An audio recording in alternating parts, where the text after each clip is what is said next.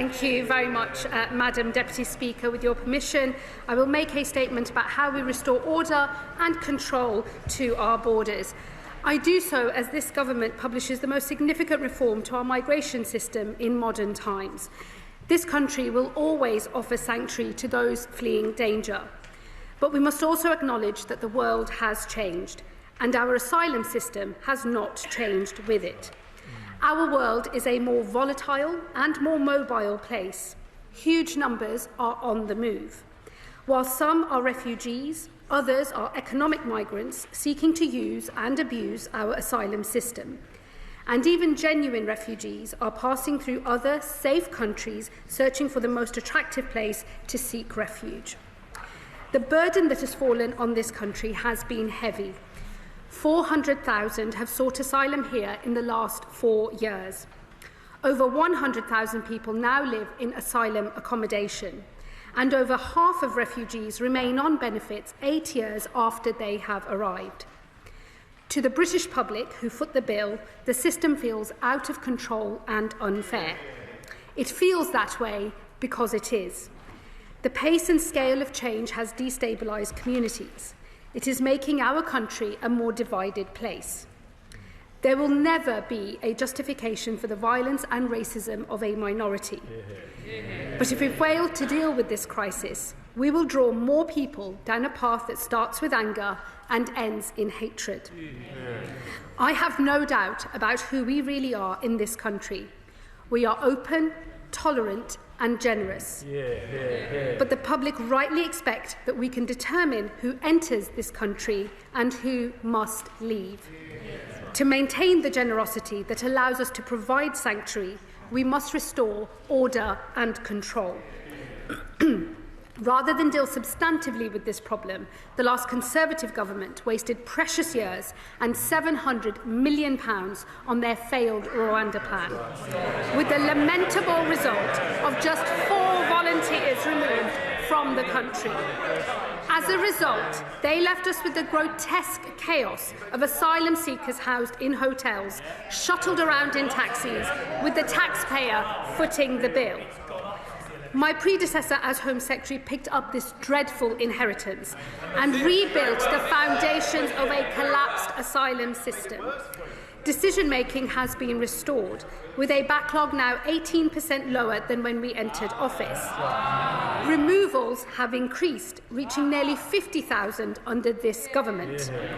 Immigration enforcement has hit record levels, with over 8,000 arrests in the last year. The Border Security Bill is progressing through Parliament, and my predecessor struck a historic agreement with the French, which means small boat arrivals can now be sent back to France. These are vital steps, but we must go further.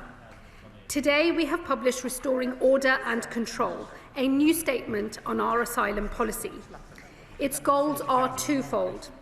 Firstly, to reduce illegal arrivals into this country, and secondly, to increase removals of those with no right to be here. It starts by accepting an uncomfortable truth. While asylum claims fall across Europe, they are rising here. And that is because of the comparative generosity of our asylum offer, when compared to so many of our European neighbours. This generosity is a factor that draws people to these shores on a path that runs through other safe countries.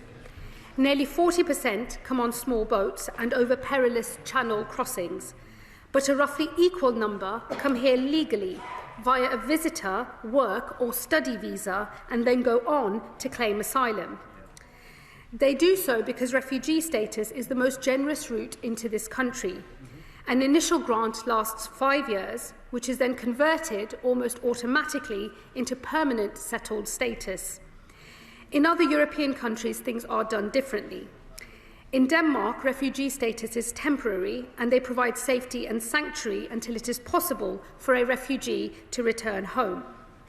In recent years, asylum claims have hit a 40-year low. And now, across Europe, countries are tightening their systems in similar ways. We must act too. We will do so by making refugee status temporary, not permanent. A grant of refugee status will last 2.5 years, not 5.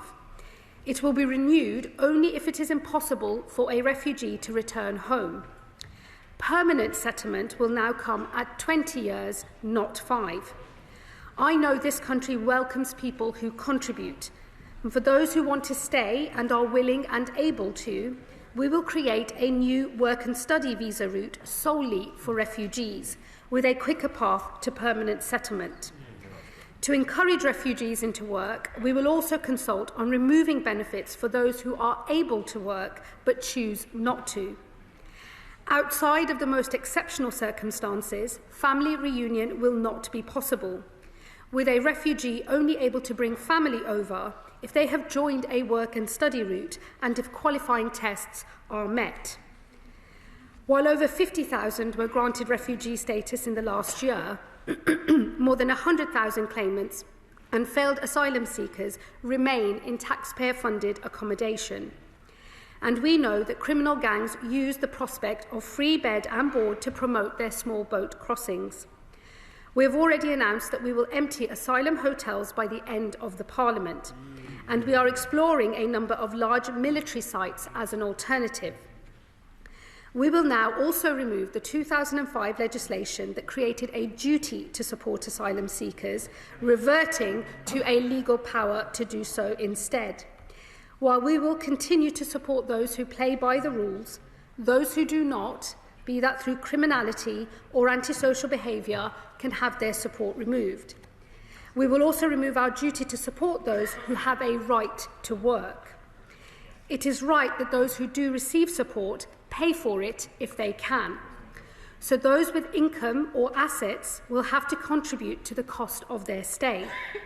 This will end the absurdity that we currently experience, where an asylum seeker receiving £800 each month from his family and who had recently acquired an Audi was receiving free housing at the taxpayer's expense, and the courts judged that we could do nothing about it. Mr. Speaker, these measures are designed to tackle the pull factors that draw people into this country. But reducing the number of arrivals is just half of the story. We must also enforce our rules and remove those who have no right to be here. This will mean restarting removals to countries where they have been paused. In recent months, we have begun voluntary removal of failed asylum seekers to Syria once again. However, there are still many failed asylum seekers here from Syria, most of whom fled a regime that has since been toppled. Other countries are planning to enforce removals, and we will follow suit. Where a failed asylum seeker cannot be returned home, we will also continue to explore the possibility of return hubs, with negotiations ongoing. We must remove those who have failed asylum claims, regardless of who they are. Today, we are not removing family groups, even when we know that their home country is perfectly safe. There are, for instance, around 700 Albanian families living in taxpayer-funded accommodation, having failed their asylum claims. This is true despite an existing returns agreement, and that Albania is a signatory to the European Convention on Human Rights. So we will now begin the removal of families. Where possible, we will encourage a voluntary return, but where an enforced return is necessary, that is what we will do.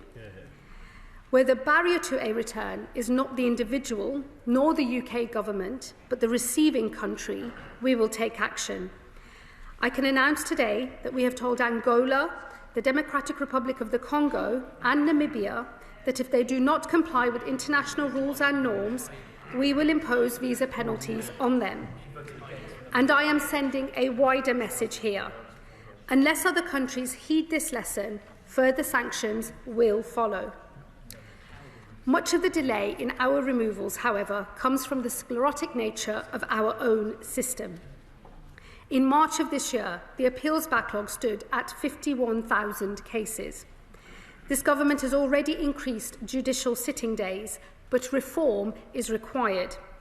So we will create a new appeals body staffed by professional independent adjudicators, and we will ensure there is early legal representation available to advise claimants and ensure their issues are properly considered. Cases with a low chance of success will be fast-tracked, and claimants will have just one opportunity to claim and one to appeal, ending the merry-go-round of claims and appeals that frustrate so many removals. While some barriers to removal are the result of process, others are substantive issues related to the law itself. There is no doubt that the expanded interpretation of parts of the European Convention on Human Rights has contributed. This is particularly true of Article 8, the right to a family life. The courts have adopted an ever-expanding interpretation of this right, and as a result, many people have been allowed to come to this country when they would otherwise have had no right to. And we have been unable to remove others when the case for doing so seems overwhelming. This includes cases like an arsonist sentenced to 5 years in prison, whose deportation was blocked on the grounds that his relationship with his sibling may suffer. And more than half of those detained are now delaying or blocking their removal by raising a last-minute rights claim. Article 8 is a qualified right. That means we are not prevented from removing individuals or refusing an application to move to the UK if it is in the public interest. To narrow Article 8 rights, we will therefore make 3 important changes in both domestic law and our immigration rules. Firstly, we will define what exactly a family is, narrowing this down to parents and their children.